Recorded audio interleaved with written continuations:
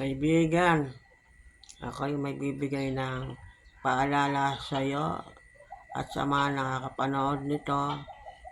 Kung kayo may bisyo, tumigil na kayo dahil pag na-stroke ka, isa ka nang magiging malaking abala sa pamilya mo. Buti sana ko laging ibibigay ang gusto mo.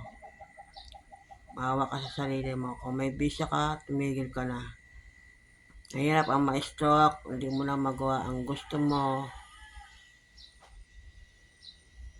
Nakakaiyak pag na-stroke ka. Hindi ka na makagala, hindi mo na magagawa ang gusto mo. Kaya kung may bisyo ka man, itigil mo na.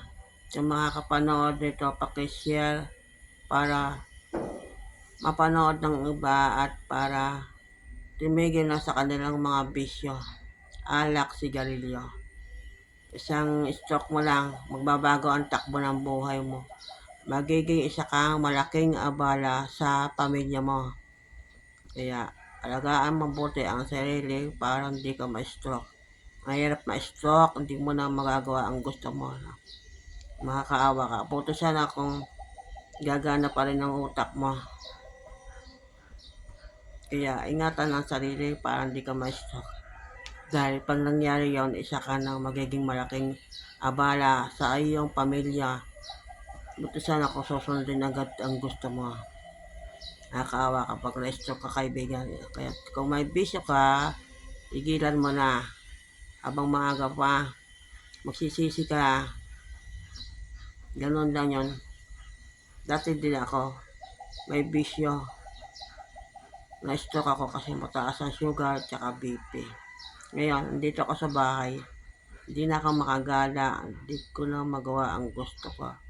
Nakakapagsisi kasi hindi ko tinigil ang pagsisigarilyo. Malakas ako magsigarilyo noon. Hindi naman ako lasenggera. Hindi ko na malaya na mataas na pala ang BP ko at saka sugar. Kaya kung mayroong kang bisyo, tigil mo na. Maawa ka sa sarili mo. Sa mga kapanood nito, pakishare para may bisyo nun ay tumigil na sa paglalasing, pagsisigarilyo, para hindi ka ma-stroke. Dahil pag na-stroke ka, isa ka nang malaking abala sa pamilya mo.